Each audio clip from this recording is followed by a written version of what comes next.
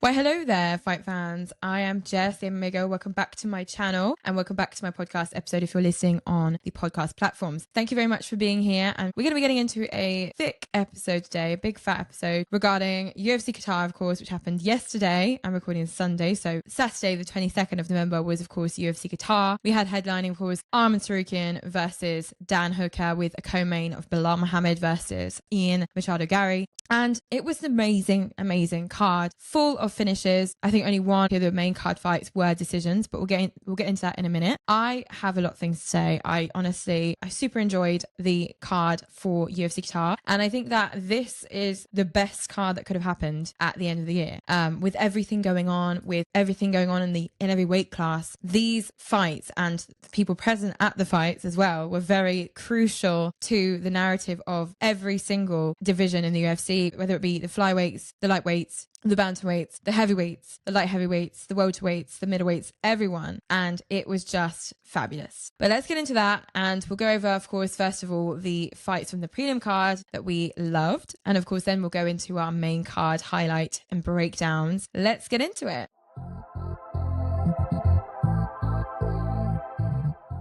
On this prelim card, we had some real bangers, some standout fighters, and some amazing KOs and submissions, of course. But the first fight on the prelim card that got us all into the KO action was, of course, Ismail Nurdiev. And he was facing Ryan Loder. Ryan Loder, unfortunately, now has a record of 8 victories to 3 defeats, whereas Ismail has a record of 25 victories to 8 defeats. And Ismail got the first round KO just over 3 minutes into the first round. And what an incredible KO it was. I cannot wait to see Ismail back. Ismail is of Moroccan descent, so I can't wait to see him back in the octagon for another explosive fight in the middleweight division. One of the other fights that was a highlight for me was, of course, Ilia Topuria's brother, Alexander Topuria, got into the octagon after his last fight, and he, of course, had to make a statement in Qatar because, of course, he is Ilia Topuria's big brother. Of course, he has a lot of pressure on his shoulders to be up to the standards of Ilia Topuria.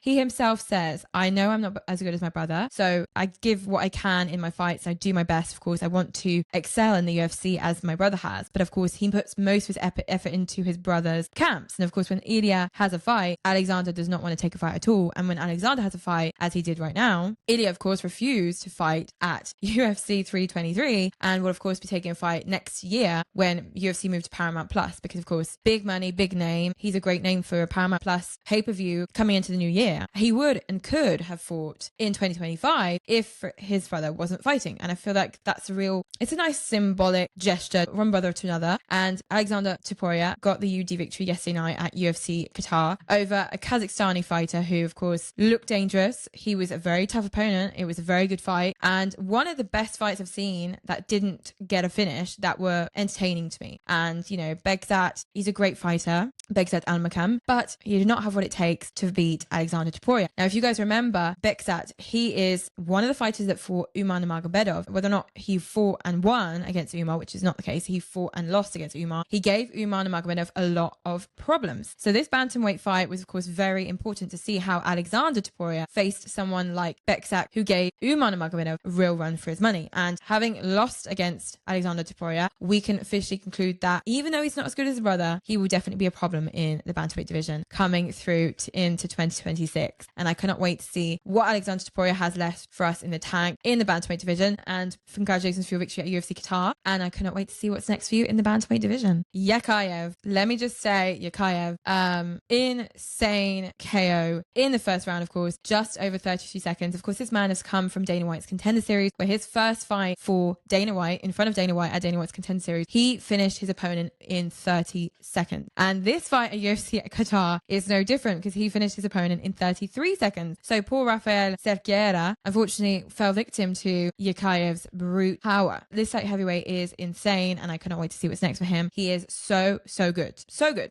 And some people are saying he looks like Mr. Beast. I see it. There's a little something. But now he's at 8-0. And of course, the UFC need to get him back into the octagon as soon as possible, because now they know this guy is not just a one-hit wonder. He did it in 30 seconds yet again. 2 fights in a row, 2 victories in a row for the UFC, and now they need to get him back in the octagon as soon as possible because this guy's a real deal and he could cause a lot of issues for those light heavyweights. And I'm so excited. I love seeing new light heavyweights come into the UFC to mix things up a bit because we've got obviously the same group of light heavyweights that we've been fighting with for quite some time. So it's nice to see when new fresh blood can come into the UFC and make waves like this guy did. Usu Almabayev, another Kazakhstani fighter, was also on this card, accompanied to the octagon by none other than Shavkat Rakhmonov. Now he is accompanying his fellow Kazakhstani fighters to the octagon. Anyway, Asu Almabayev came to the octagon with Shavkat Rakhmonov, and of course he was facing Alex Perez. Alex Perez, who is a huge challenge on the feet as he is on the ground. He said to Mike Bisping before the fight that he thought their grappling would cancel itself out and that they'd be staying on the feet and this would be a big kickboxing fight. In the end, they did stay relatively often on the feet, but the submission came on the feet as well. So ground game on the feet, got that submission. Asu Almabayev, crazy fight for him. Of course, a little bump in the road when he faced Mano Cap, when he lost via TKO at the Apex, but he's come back in full force and he looks so good. I think he's just put the flyweights on notice, and Asu Almabayev is not one to be stepped on. But of course, the real title contenders like Mano Cap beat guys like Asu Almabayev. So there's levels to this thing, but Alex Perez is a good fighter. So he's at the high level of the flyweight division. And at the time of them getting into the octagon before the bell rung, Asu Almabayev was 8th ranked in the flyweight division and Alex Perez was 7th ranked in the flyweight division, but Asu Almabayev was the favorite here. They'll probably be switching places in the flyweight rankings. So I can't wait to see Asu Almabayev back in the octagon after his submission win against Alex Perez in the 3rd round of his fight at UFC Qatar. In the ESPN featured prelim, we had, of course, Luke Riley from Next Generation MMA Liverpool, who, of course, is a training partner of none other than Paddy the Baddy. He also came to UFC Qatar with Shamrock, and Shamrock, unfortunately, lost his fight, and it was very sad to see because, of course, they were both, Luke Riley and Shamrock, making their UFC debuts yesterday night. So, of course, we wanted a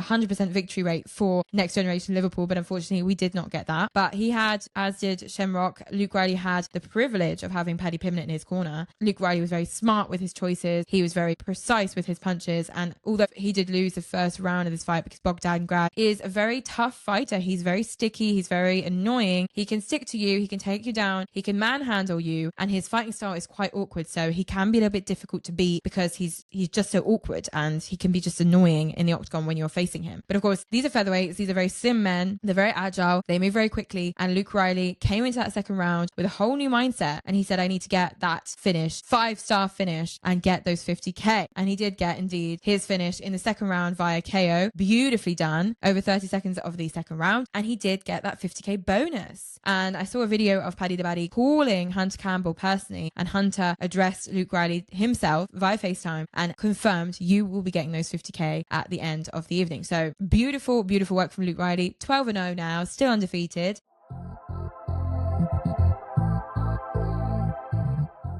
Let's get into that main card now, guys, and let's see what we thought of all those fights. Right, so the first fight on the main card, Ulanbekov, who was cornered, of course, by Islam Makhachev, trained by Khabib, didn't go too well for the Khabib camp. Of course, Qatar is not their home soil, but of course, Qatar is like a second home. The United Arab Emirates are like a second home for Islam Makhachev, and of course, Khabib Nurmagomedov himself is a very instrumental piece to the world of combat sports in the United Arab Emirates. And of course, so he had quite a few fighters on the list for UFC Qatar, and unfortunately, he got 0 victories out of the 3 fighters that were coming out of Khabib's camp yesterday night, including, of course, Shamil Gaziev, including, of course, Mr. Tajir Ulanbekov, who was facing, of course, the newly returning Kyoji Horiguchi. Kyoji Horiguchi, of course, Horiguchi is not a no-name guy. He left the UFC in 2016, but he continued fighting at Bellator, One Championship, and Ryzen. And he comes back to the UFC in 2025. I said to myself, there's no way that a Japanese fighter like Horiguchi will come back to UFC just to dwindle away and, you know, give us lackluster performances because he's older, etc. He is coming back because he wants that belt. He is coming back because he knows he is UFC level still. And he came back and he got the 3rd round submission after dominating from the start to the finish. And he really did dominate. Tajir was tired. Tajir was broken. He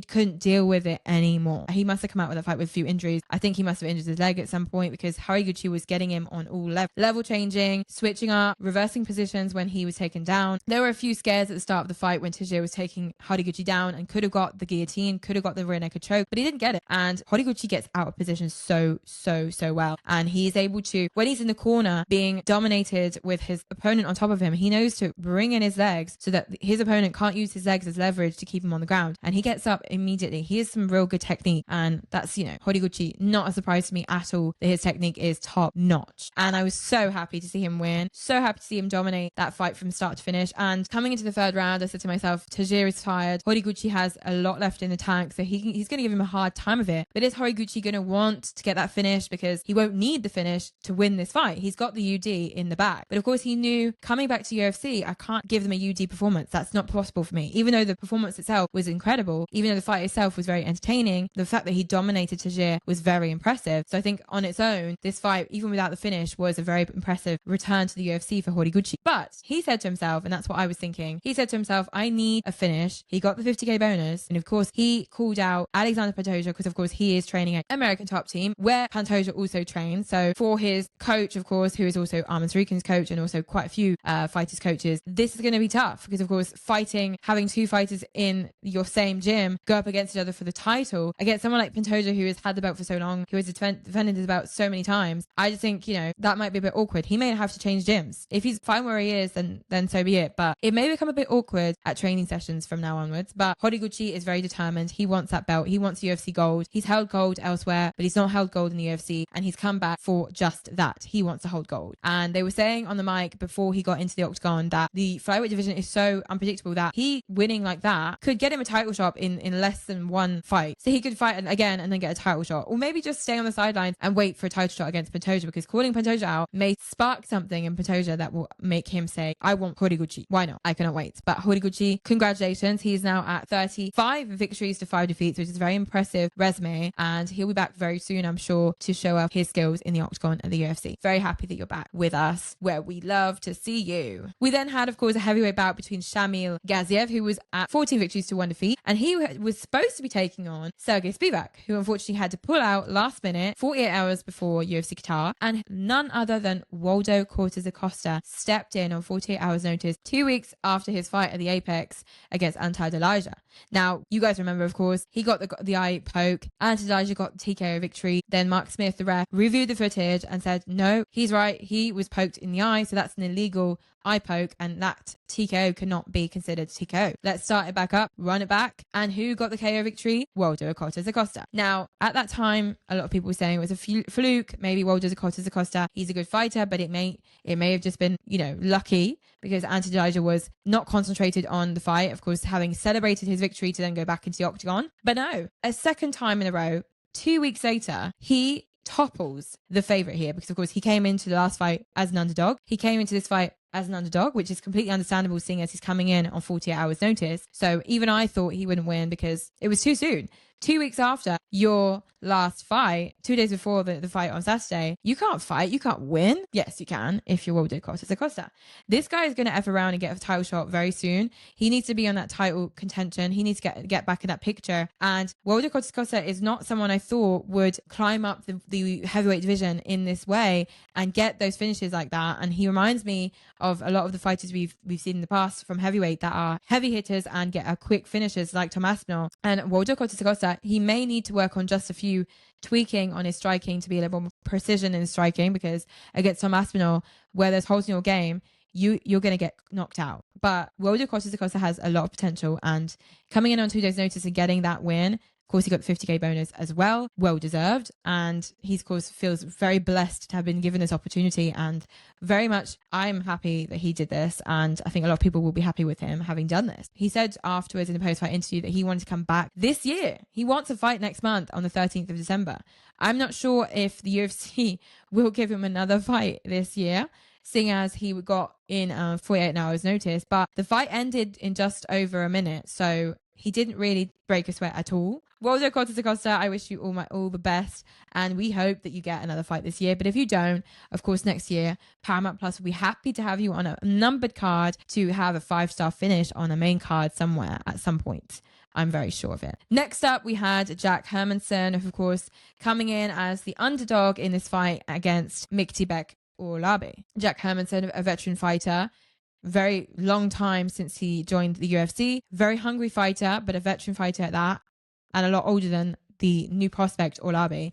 And both guys, of course, were not in their respective weight divisions. Hermansson was coming down from middleweight and Orolbai was coming up from lightweight. So meeting each other in the middle at welterweight for this great bout. And of course, as you guys saw, it did not last very long. Just over a minute into the first round, Orolbai got the KO victory, and it was brutal. It was a pure KO. What an impressive victory for Orolbai. We yet to obviously find out if he wants to stay at welterweight or if he wants to go back down to lightweight. And of course, Hermansson, that's the same thing for him. Hermansson said after the fight, that's the second KO that I get in a row. It's not great for my brain, but I'm still hungry and I still want this. So I think it's crazy. I think that's amazing to hear that he still wants this and he's still in love with the game. But he needs to say to himself, I'm coming towards the end of my career, getting knocked out quite a few times. It's not really good for my brain cells and not really good for my health, but to each his own. Jack Hermansson is one of those hungry fighters that stays hungry even though he gets knocked out. Orolbai, of course, I'd love him to stay at welterweight because the welterweight pool is very, very, very interesting right now. The welterweight division is filled with the best of the old blood mixed in with the best of the new fresh blood that we have to offer for the welterweight division in the UFC. And putting Orolbai into that mix, why not? I would love to see it. So obviously I'll keep you guys updated if I hear anything about Orolbai staying at welterweight or going back down to lightweight. But for now, Orolbai, congratulations, sir. You are very dangerous and scary.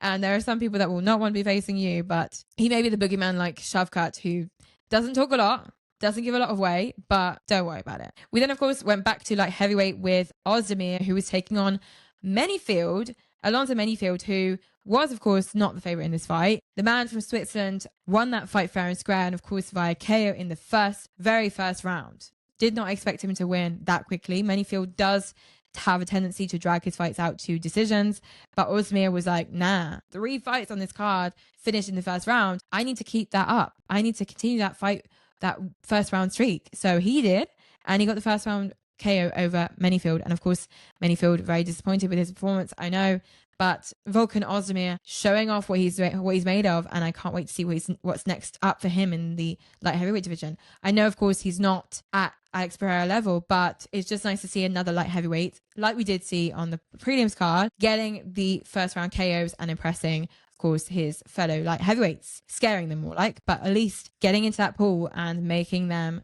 notice you. That's the most important thing. So hopefully we'll be seeing Ozedemir very soon, because he did not really break a sweat yesterday night. He did not really get that tired, I don't think.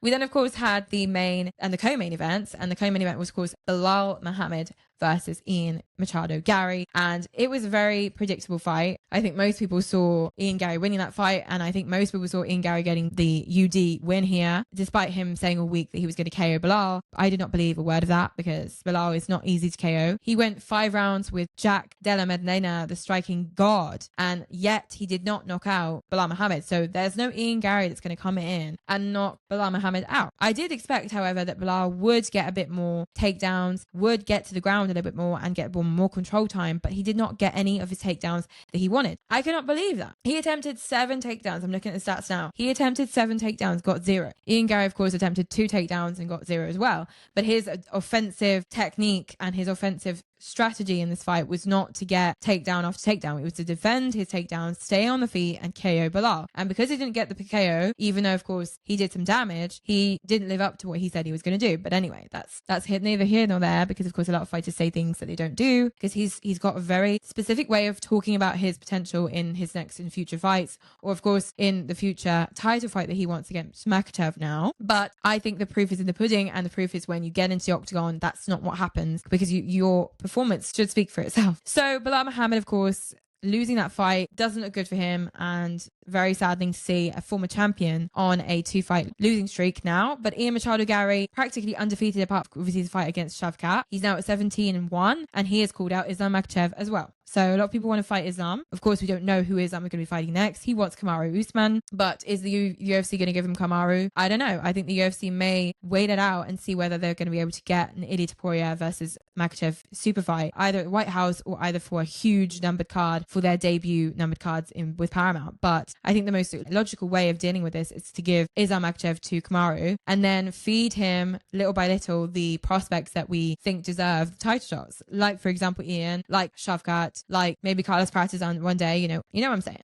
So Michael Morales as well is in the bag. And if Sean Brady gets another win after his loss against Michael, maybe he could be back in that title discussion as well. So a lot of things could be moving around. But in any case, Ian Machado Gary got that win over Bilal as he predicted, not in the fashion that he predicted to get that win. And what's surprising to me is that it was very close. It wasn't a split decision. It was a UD. But in terms of stats, it was very close because both men scored in total strikes, 96 and 97 total strikes respectively. So Bilal with 97 total strikes, Ian Machado Gary with 96. But in terms of significant strikes, Bilal was below. Bilal was below Ian Gary. He got, of course, 56 significant strikes compared to Ian Gary's 72. And that was enough to get the win here for Ian Machado Gary. So one word for Ian Gary, calm down, because you won that fight. Yes, you dominated a little bit, but don't get too ballsy, because against an Islam Makhachev who you claim you'll be able to stop and, you know, avoid any of his takedowns, you didn't face someone at Islam Makhachev's level. You faced Bilal Muhammad. You did not face Khabib. So slow down, buddy. Calm down.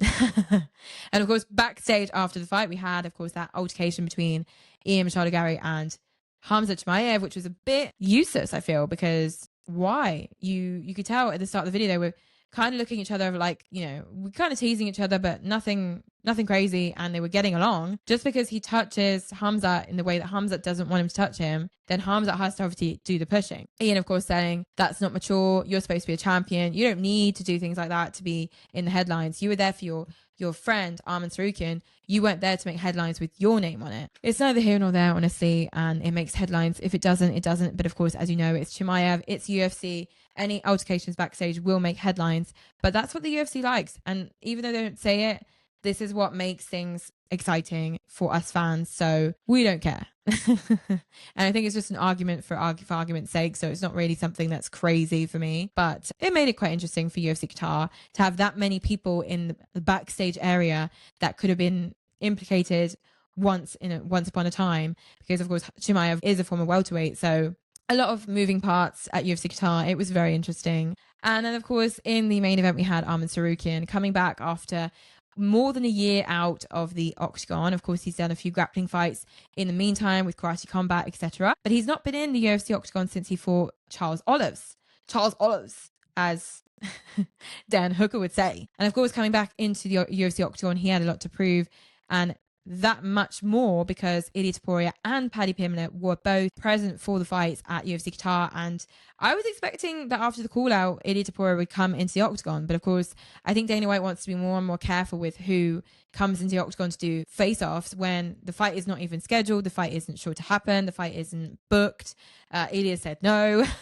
There's no way Ilia would have got into that octagon anyway. But I think that's the only fight to make here, because a second round sub over Dan Hooker is impressive, even though Dan Hooker, of course, hasn't got a resume that's squeaky clean. He's got 13 losses now. He's to his 24 victories. But Dan Hooker's Dan Hooker. He's a warhorse. He's a dog, and he's a stud. And when he's in the octagon, he bleeds whether he wins or he loses. And he left that fight with the most gruesome look on his face because his eyebrows were completely deformed.